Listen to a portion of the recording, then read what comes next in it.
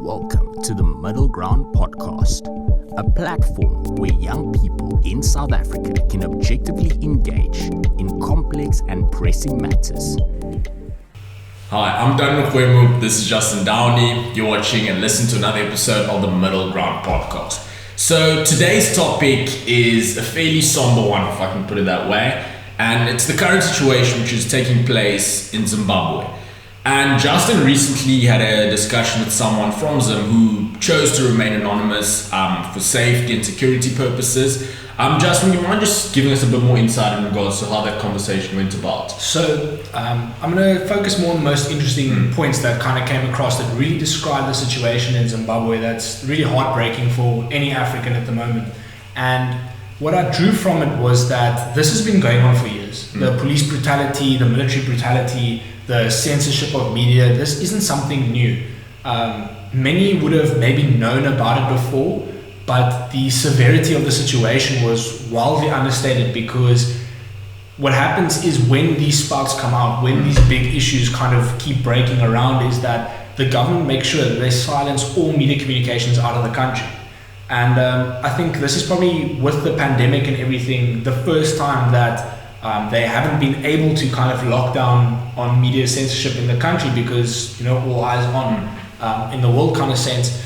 And now these things are being made known. So is it more bright? Yes, we are happy that now we know about these things and we can actively address it. It's getting news and social media attention, which it desperately needs.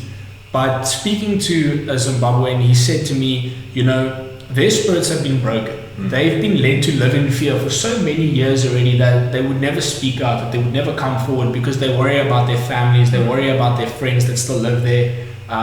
This guy particularly still has his whole family living there as well. And the political situation is as such. You had a dictatorship for very many years.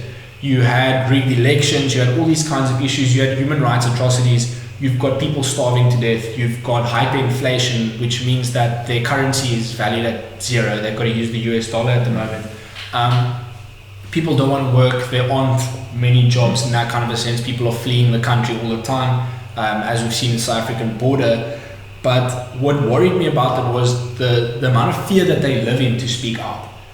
They are really, really genuinely worried. And that's not something easy enough to confront. As someone that's never lived in fear before, sitting talking to him, I was almost emotional in a sense of, I couldn't believe that, knowing this guy for that long, I never actually picked up on it. You never actually see it. They're so used to it. It's so conditioned into their being that I'm actually glad that things are coming out so that they can get that hope and support from the rest of the world that I think they so desperately need, is a spark that reignites the hope of the people to show the people, listen, the world is listening, the world is watching, we will do something.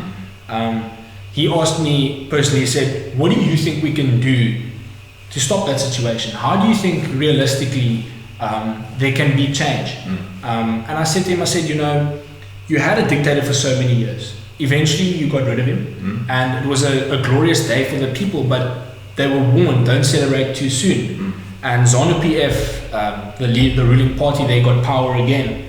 And in getting power again, they kept the old school, people in place. They kept the structures in place that kept the people oppressed for so long. So there wasn't really any real change. That way of thinking is just kind of stayed there. That way of operating is just kind of stayed there. There's been nothing that has realistically changed. And the opposition party many years back actually won an election, and then Mugabe just threatened military power and action, and fizzled out. But those kinds of things can be so harmful in a person's personal capacity as well. These are actual people suffering. It's not just, oh, the country's going down. We've got to remember, a country consists of people. That is what a country is. Otherwise, it's just empty land. And I think that Zimbabweans kind of now feel that their humanity has been recognized by the international community. They've got very harsh sanctions imposed upon them. and these sanctions have been not affecting the top dogs. They haven't been hitting the politicians, they've been hitting the people on the ground. And that's why they've been so ineffective, because the government, regardless of these sanctions, has refused to give up. They've refused to let their foot off the gas. And the people have really suffered the consequences of this.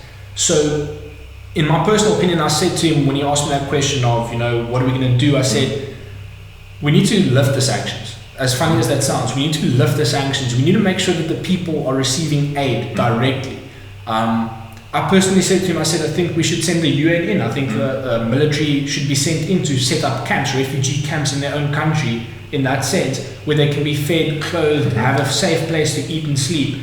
That is very important for me personally. I think improving the situation on the ground of those living in poverty, and then trying to ensure the safety of those, because it's not that everyone exactly is living in poverty. There are people well off with big jobs and stuff, but those people are also fearing for their lives. They can't step a foot wrong, they can't do this wrong, they can't do that. And I think the safety of the people needs to be ensured by the international community. I think it's so dire at this moment that the international community needs to intervene. They need to come in and they need to change something.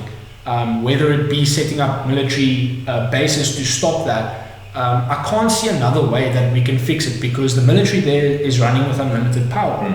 And what are you going to do as people to stop that? There isn't something, and I think that's why that hopelessness exists, that feeling of utter defeat exists. And that's something so dangerous, that's something, because then the people can live like that forever, once you've broken their spirits in that sense. And that being said, because I think the most common thing which came up there was the topic of the political power which the current ruling party has within the country. And when the opposition came in and they were like, we won elections, and to a certain extent under the previous leader there was those elections, but one would question, were they free and fair?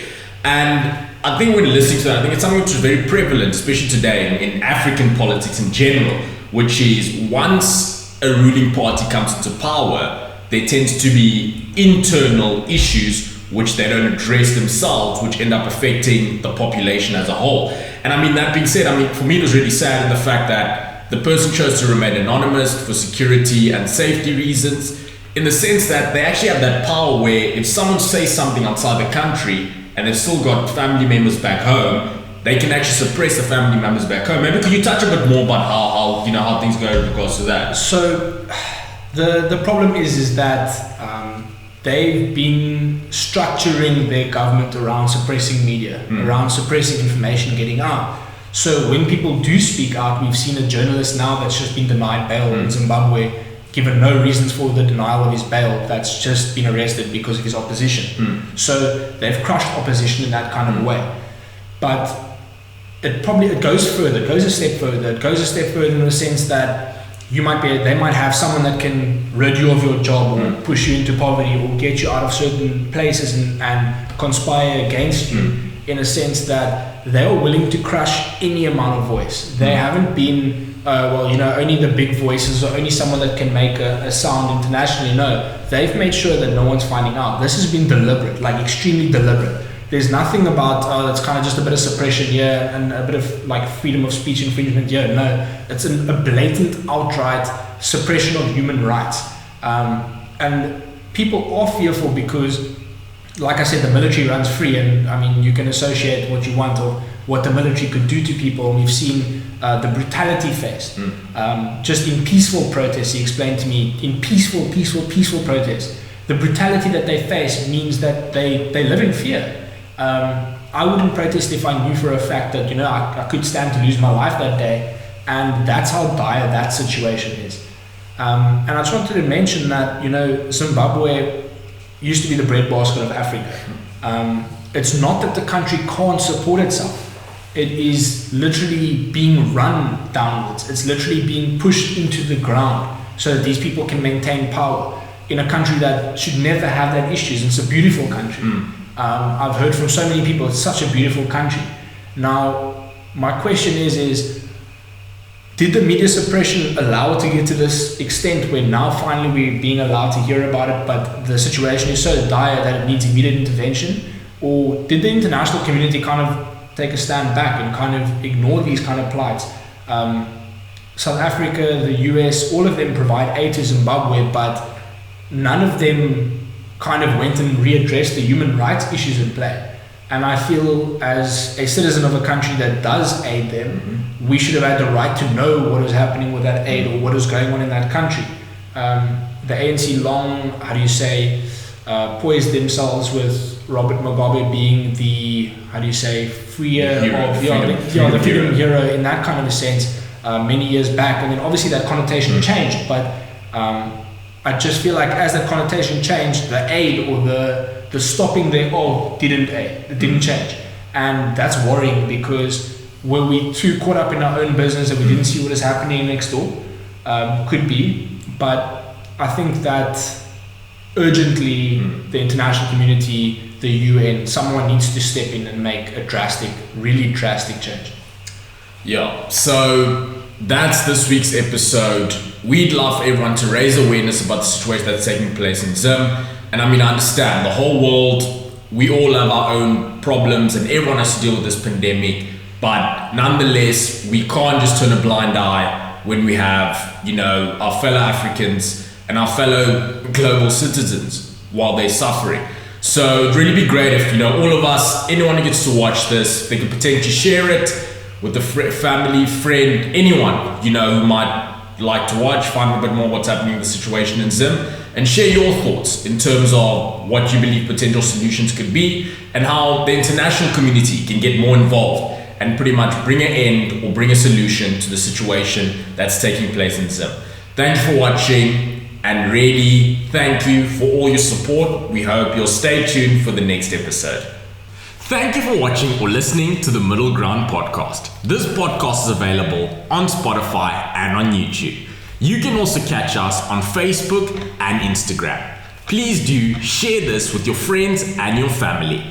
And we hope to see you on the next episode.